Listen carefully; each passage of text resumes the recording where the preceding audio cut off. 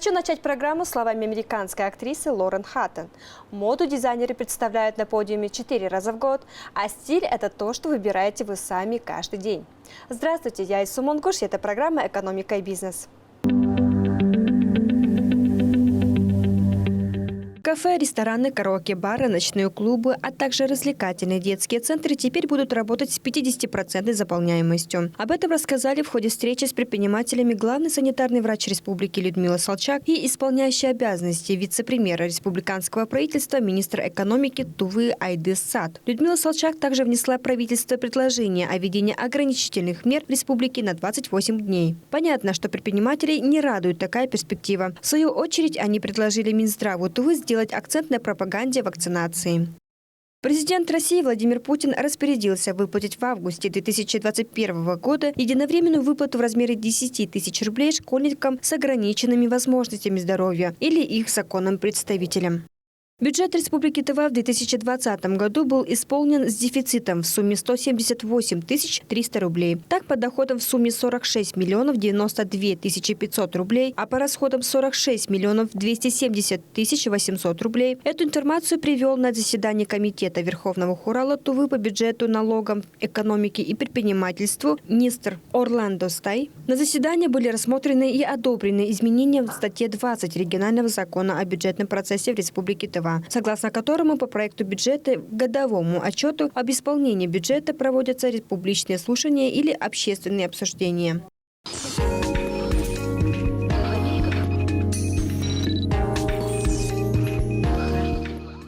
Работа дизайнера – это профессия, в которой используется определенный набор методологий, фреймворков и правил. Для дизайнера недопустимо ждать вдохновения, ведь есть реальный заказчик, дедлайн и темы, которые прописаны в брифе. Сегодня в программе мы поговорим с вами о деятельности Центра «Мой бизнес» в сфере легкой промышленности республики. Наш гость, директор Фонда поддержки предпринимательства Айзяна Орлановна Пирлей, расскажет нам обо всем. Здравствуйте. Здравствуйте. В честь Дня работников текстильной и легкой промышленности в ДНТ прошел конкурс среди дизайнеров Тувы «Fashion Market». В чем его миссия и какова ее цель? Конкурс молодых дизайнеров Fashion Market организован Фондом поддержки предпринимательства Тувы. Это действительно красочное мероприятие, которое дало массу удовольствия как для зрителей, так и для участников. Но вместе с тем миссия конкурса несет в себе большой глубокий смысл. На самом деле мы видим в проведении таких мероприятий миссию, что должно быть форсированное, то есть ускоренное развитие легкой промышленности Тувы. И в этом отношении это всего лишь одно из мероприятий, которые мы организовываем в рамках этой миссии. Целью конкурса является, конечно же, выявление кадрового потенциала Тувы в сфере легкой промышленности, выявление талантливых, творческих людей, которые в этой сфере могут быть полезны и реализуют свои амбициозные какие-то цели. На самом деле конкурс очень важен как для нас, которые преследуют цели развития легкой промышленности Тувы, но и так и для самих участников, потому что для них это возможность пообщаться со своими единомышленниками, это возможность показать свои творческие начала, свои мысли, свои задумки. Ну и, конечно же, это возможность и для тех, кто уже давно в этой сфере, подчеркнуть что-то новое, найти какие-то изюминки, новые какие-то вещи в этой сфере. Сколько было подано заявок на участие в конкурсе? Ну, всего подано заявок 17, из них на самом деле ими было выставлено 19 заявок, но коллекции имеется в виду. Из этих 19 коллекций к показу были допущены 17. Две коллекции у нас не вышли на показ в связи с тем, что это были детские коллекции. а участие детей в массовых мероприятиях, как мы знаем, запрещено. Однако эти две коллекции были оценены компетентными жюри, и даже одна из этих двух коллекций получила призовое место. Все 19 коллекций были на самом деле интересные и неожиданные в какой-то момент, но компетентное жюри во главе с главным художником по костюмам Национального театра, все-таки я думаю, что они очень компетентно оценили эти коллекции и выявили все-таки настоящего победителя. Это Чап Айерсона. Вот какие критерии или какие рамки были установлены для участников конкурса? Всего по положению конкурса было 3 номинации. Это, значит, этнофэшн, то есть традиционные какие-то вещи, да, то есть которые мы каждый день видим. Далее прет-а-порте, это повседневная одежда, и авангард, ну, оригинальные какие-то замыслы художника-дизайнера. Но также по итогам конкурса были дополнительные номинации, выдвинутые членами жюри. Это кандидат на массовое производство. Там победили 2.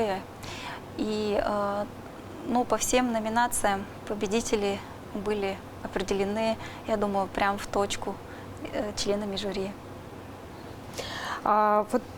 Вот что происходило за кулисами, какая работа была проделана и вообще за какой период это шла вся подготовительная работа?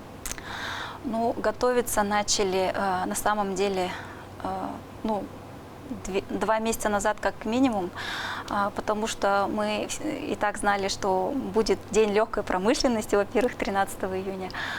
Ну и во-вторых, нужно время для дизайнеров, чтобы придумать, отшить, поэтому работа была начата ну, за 2 месяца. Большое спасибо Кара Кадатоловне, которая руководитель этноковоркинга города Кызыла. Она все-таки смогла убедить участников, дизайнеров проявить себя, сделать какие-то новые вещи и показать, объявить о своих задумках. И на самом деле были большие переживания по поводу ограничений, связанных с COVID-19. Мы боялись, что конкурс закроют буквально за день, за 2, потому что все мы знаем, что было обострение ситуации в Москве. Кроме этого, у нас были большие переживания по поводу детских коллекций. На самом деле эти коллекции были просто шикарные. Так хотелось увидеть их на детях, чтобы они показали себя на сцене. И были большие переживания по поводу восприятия зрителями коллекции, потому что все-таки это, наверное, касательно больше участников, дизайнеров. Вот.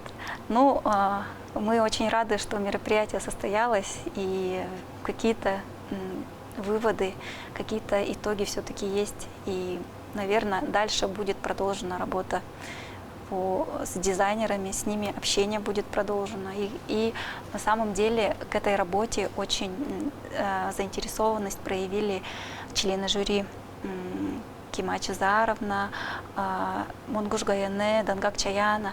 То есть все члены жюри, они проявили желание все-таки собраться с участниками и пообщаться, поделиться опытом, как, допустим, вот эта коллекция создавалась, из каких соображений и так далее. То есть вот эту встречу мы будем организовывать в ближайшее время.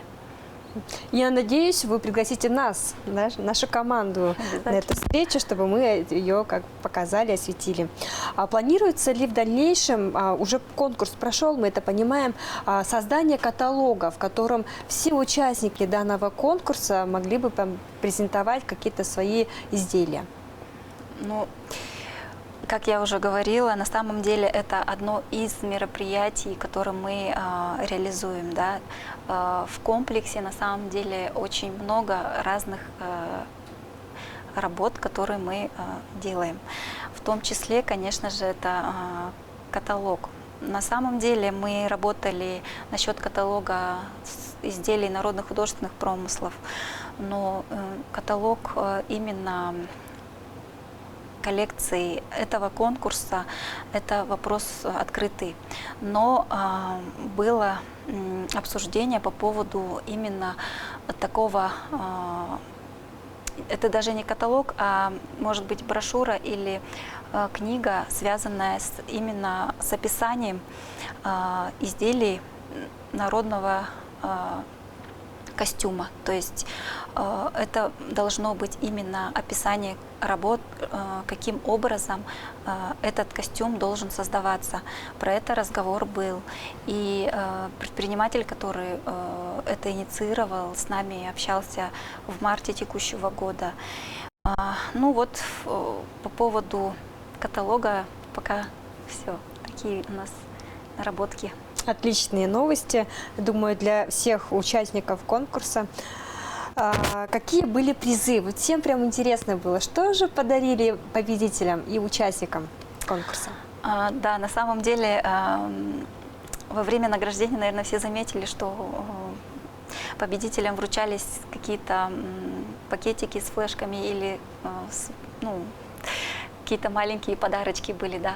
Но на самом деле каждому победителю, занявшему первое, второе, третье места, подарили программное обеспечение Red Cafe. Это программа, которая позволяет профессионально смоделировать выкройку одежды. И мы очень надеемся, что те дизайнерские решения, которые были в рамках конкурса, могут уже быть сконструированы профессионально с помощью этой программы. Ну и были, конечно, другие призы, там утюг там, и так далее, ножницы профессиональные. Ну, то есть это вот именно связано с деятельностью по пошиву и по дизайну. То есть все то, что поможет им в дальнейшем развивать свое дело.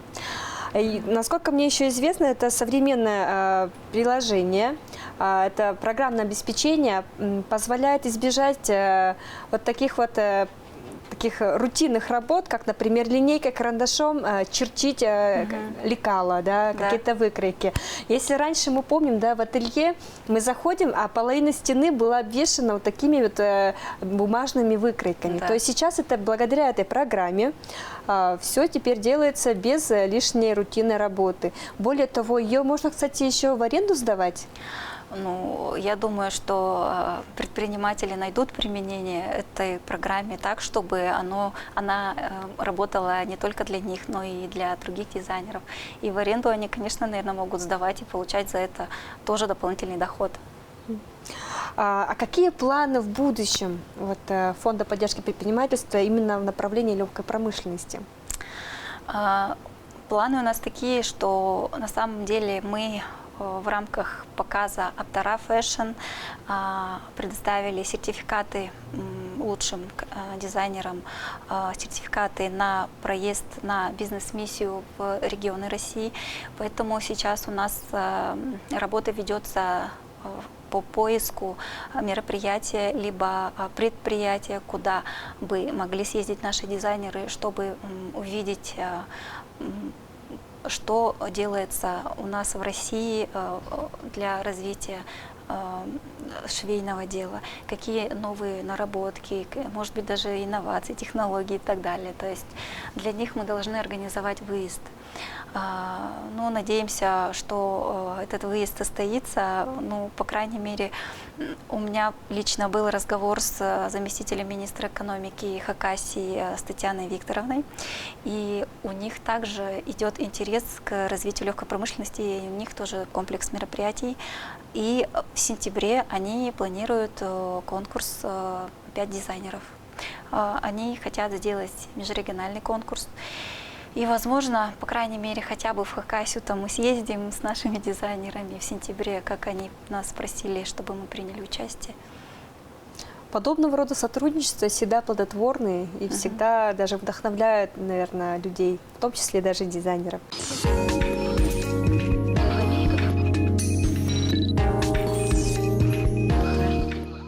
единственный совет, который мы можем дать, это использовать все инструменты, инструменты поддержки, которые могут как-то положительно повлиять на их бизнес. Азиана Орлановна, спасибо, что вы уделили нам время для нашего эфира. Безусловно, дизайнеры имеют дело с визуальными образами. Дизайн должен решать задачу клиента и быть средством самовыражения. А я хочу завершить программу словами известного американского специалиста по рекламе Джеймса Рейнольдса Адамса. Хорошие дизайнеры редко становятся хорошими рекламистами, поскольку они увлекаются внешней красотой и забывают о продаже продукта. Но я желаю вам процветания и успешных дел. До новых встреч!